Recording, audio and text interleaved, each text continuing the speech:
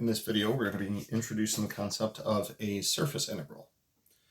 So for a surface integral, suppose that we are in 3 dimensions, x, y, z, and we have some sort of parametrically defined surface within these 3 dimensions. We'll refer to this as S.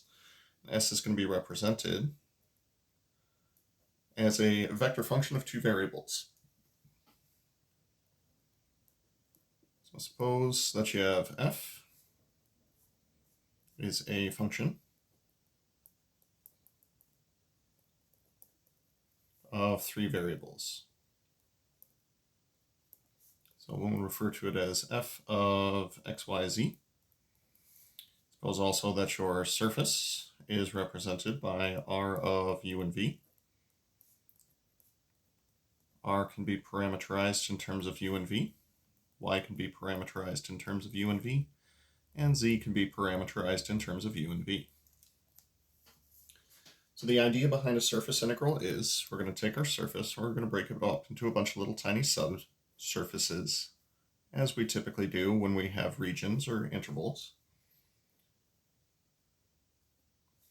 So break S into subsurfaces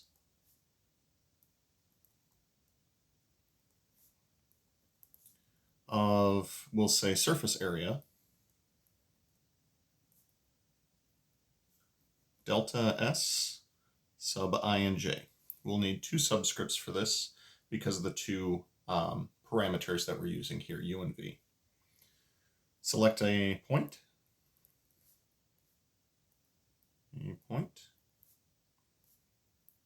on each subsurface, and this will require the double index notation. So x sub ij, y sub ij, and z sub ij. We'll give each of them a star to make them feel pretty. Now again, these are going to be double indexed due to the fact that they'll be dictated by both constant u's as well as constant v's on the surface up here. So multiply these together. Multiply function value. Oh, sorry, I forgot to actually list. Take this point and plug it into the given function to give us a 1-dimensional quantity, which we're then going to multiply by a 2-dimensional surface area. Now, just because it's a 1-dimensional quantity times a 2-dimensional area doesn't necessarily mean that this represents a volume, since we're starting with a function of 3 variables that can only exist within 4 dimensions. I hope all of this is making very, very clear sense. So multiply the function value by the area of the subsurface. This is going to give us f of x sub ij star, y sub ij star, and z sub ij star times delta s sub ij. Now once you multiply a function value times a differential such as this one, usually the MO is going to be sum them and then allow the number of subsurfaces to go to infinity. So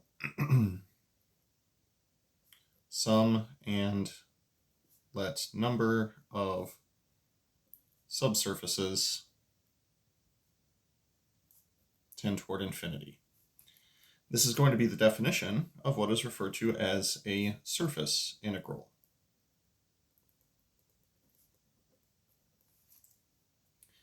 Now this d capital S that we're using is going to be defined the same way as it was in earlier in the section, which is what we use to find surface area.